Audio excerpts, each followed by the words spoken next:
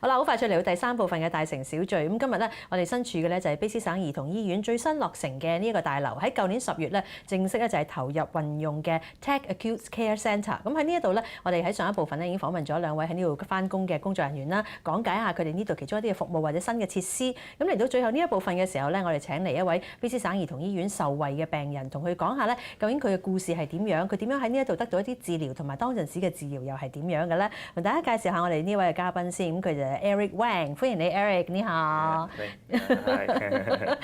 Eric 啊，可不可以跟我們分享你的故事？就是你當初是因為什麼樣的一個原因，所以來到這裡接受治療吧？Okay, so I was always a very active person. So I played a lot of sports. I played basketball. I played hockey. Wow. You know, I played every sport, every day.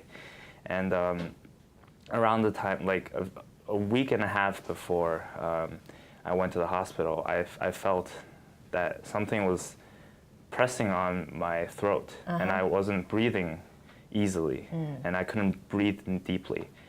And then I didn't think it was a big deal, so I played like normal. I went into the hospital on a Wednesday, and on the weekend, I actually did a basketball tournament. Oh. I played in a basketball tournament like 3 days before I went to the ICU. So you know, that continued, and then my face started swelling up, and then my mom was like, "You need to get it checked out. Something's wrong." So on the day that we were going to the hospital, I fainted in the subway, and then I got transported into the ICU there. And then a few days later, they did a biopsy, and they determined that it was diffuse large B-cell lymphoma.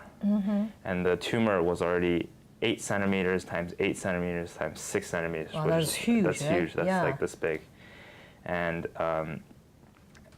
they started treating me right away. And the treatment went really well for 4 cycles. After 4 cycles, they did a scan, and it shrunk significantly. So we were like, you know, let's continue doing 4 until it completely disappeared. But you know, that didn't happen, and it came back, and it grew bigger. So the doctors there in China recommended me to go to the US for treatment. And we were like, okay, sure, because I was, you know, my mom and both my parents were very worried, and my sister suggested, who's working in New York and who grew up in Vancouver, and she's very familiar with the healthcare system here. She said, you know, the BC Children's Hospital is like one of the best hospitals in the world. Like, why would you need to go to the U.S.? And you know, we thought, okay, why not? Because the U.S. they weren't replying back very, like they weren't very fast. Waiting, yeah, right. Yeah. We were waiting for a long time, and I hadn't had treatment for a long time. So we were worried that, you know, if it comes back, it'll come back strong, like bigger. So we went into the emergency, and I was really overwhelmed by how kind and how accepting everyone was. It was like they were of the attitude that it wasn't my fault that I got what I got, and you know, they'll do whatever they can to help me. And it actually turned out that when I went into the emergency room, they did some scans and tests, that the tumor, for some reason, didn't appear on the scan. And maybe it was because of the biopsy, they maybe cut it out or something. So they said to wait and see. And we waited for about 9 months. I, you know, resumed my regular life. I went to school. I had made new friends here. More sports game. Right, more sports. But then last April, 2017, tumor grew back. And we had Dr. Razek, who was my oncologist. He was like, we have to treat it now, because it wasn't big enough to get treated, and he wanted to wait and see. So I went through 2 rounds of chemotherapy and a round of stem cell transplant. And then we followed it up with radiotherapy. And then after that,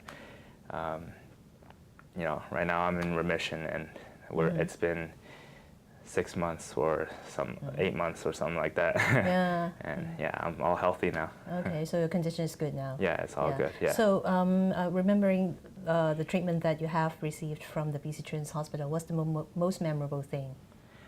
I think most memorable thing is just that everyone treated me with such care and such respect almost. It's like talking to a friend, not to a nurse or a doctor. I remember my doctor, Dr. Razek, he would do room checks. He would go around to his patients, and he said to me, he was like, "It's not your fault that you got cancer, and I'm here to help you, get through this." And he talked to me about life. He also played basketball, and we talked about something to share. Yeah, with right. Yeah. He didn't even seem like a doctor, really. He just seemed like my friend, and I appreciate that a lot because at that time, with such a supportive person next to me, I felt really glad that I came to BC Children's. Yeah, and you feel comfortable, and everything, right? Yeah. So I know that it's not easy for Chinese family to openly to share with their stories with the audience or with other people. So what makes you do that? Well, BC Children's kind of they saved my life, right? And I think I'll do whatever it takes to give back to BC Children's because I just think there's so many people that are in need right now and who need treatment, who need new technology, who need new medicines to treat what they have, and people who have more severe diseases than me. And I think it's just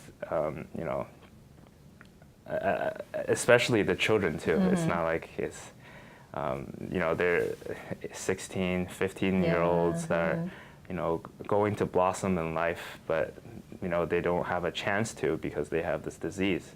And I really don't want that to happen. So I want to spread awareness on cancer, but not only cancer, but even more diseases. Yeah, I want to try and raise funds. Yeah, and to let people aware of what kind of services the Children's Hospital Right. are offering, right? Yeah. Right. And so, in your opinion, what do you think the audience can do for Children's Hospital? I think just donations, like from your either physically, in-person volunteering, or through monetary terms. Just every little action is appreciated. I mean,